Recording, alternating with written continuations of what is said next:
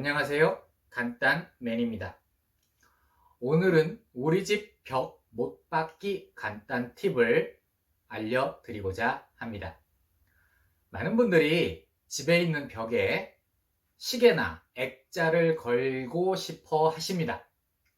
그런데 막상 벽에 구멍을 뚫어야 하는 이 작업이 생각보다 만만치 않아서 어려워 하시는 경우를 많이 보게 되고, 제 주위에 많은 분들이 저에게 벽에 못을 박아 달라고 하시는 경우가 생각보다 많아서 벽에 못을 박는 팁을 전달해 드리는 게 도움이 되실 것 같아 영상을 찍게 되었습니다.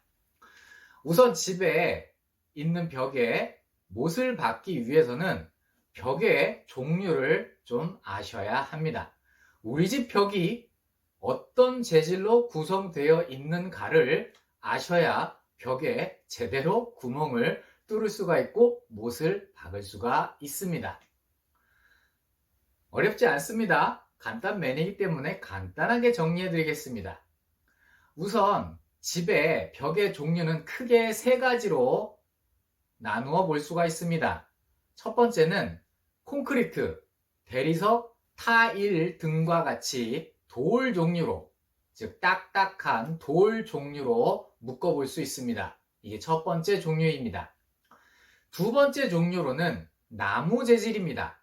나무 합판이나 또는 MDF 같은 이런 나무 재질을 두 번째 종류로 말씀드릴 수 있습니다. 그리고 세 번째가 이제 석고보드입니다. 대부분의 가정집의 벽의 재질은 이렇게 크게 세 가지로 구성되어 있습니다. 돌이냐, 나무냐, 석고보드냐, 이렇게 간단하게 정리할 수 있습니다. 그럼 이 돌이냐, 나무냐, 석고보드냐, 이 세 가지 중에서 간단하게 집에서 하실 수 있는 재질은 두 번째, 세 번째인 나무와 석고보드입니다. 따라서 우리 집 벽이 나무인지 석고보드인지를 확인을 하셔야 하는 거죠. 그 확인 방법은 간단합니다. 제가 바로 보여드리도록 하겠습니다. 저희 집 거실 벽 중에 하나인데요. 두드려 보겠습니다. 소리 들리시나요? 딱딱딱딱.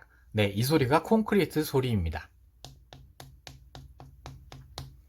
네, 딱딱하죠. 벌써 때려봐도 느낌이 굉장히 딱딱한 걸 느낄 수가 있습니다.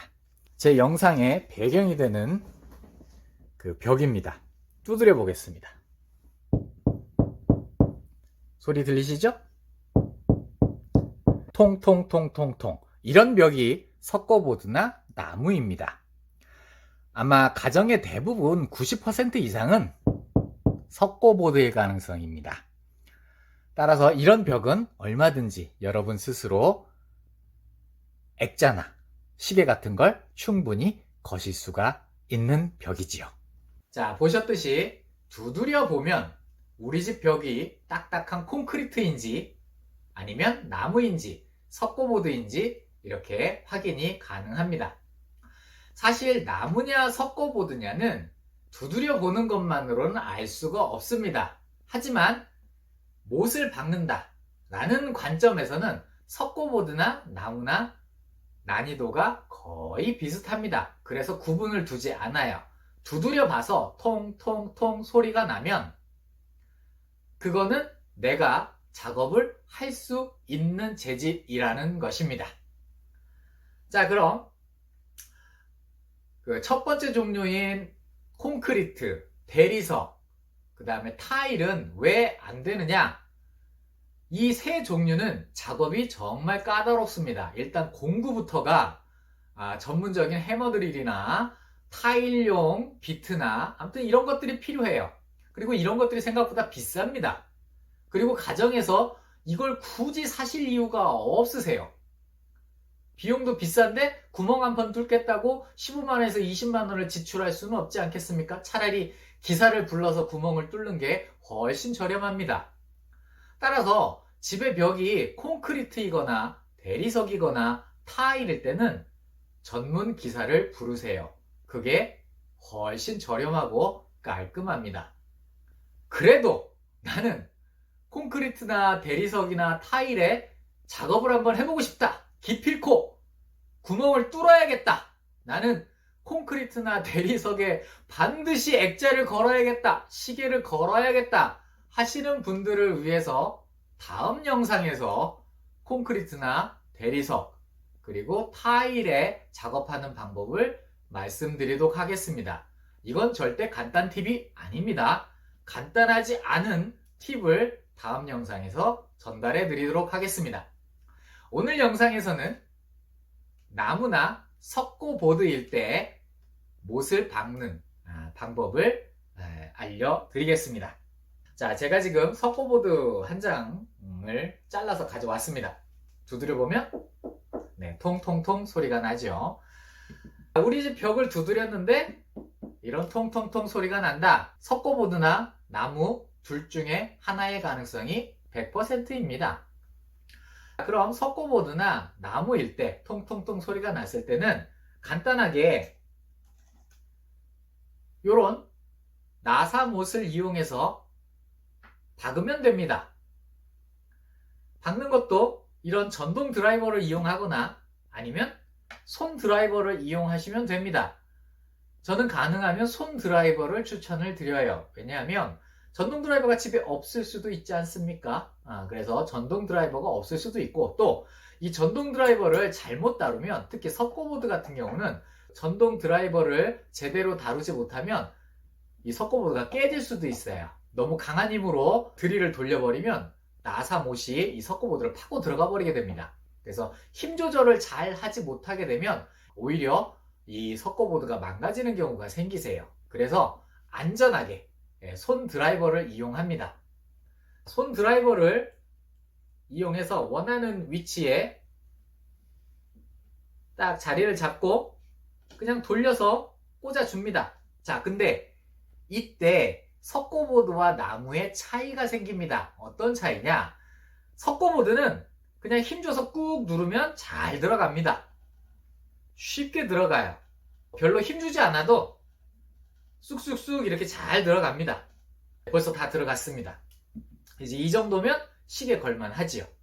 석고보드는 잘 들어가요. 하지만 나무는 잘 들어가지 않습니다. 딱딱하기 때문에 손으로 돌렸는데 이게 뭔가 빡빡하고 힘이 든다. 그러면 나무인 겁니다. 그럴 때는 힘이 좋으시면 손으로 돌리시고 집에 전동 드라이버가 있으면 나무와 석고보드는 딱 그 한 가지 차이예요. 뚫었을 때 쉽게 들어가느냐, 쉽게 들어가지 않느냐. 이 석고보드에 작업을 할 때 나사못을 선택하시는데 너무 큰 거를 선택하시면 안 됩니다.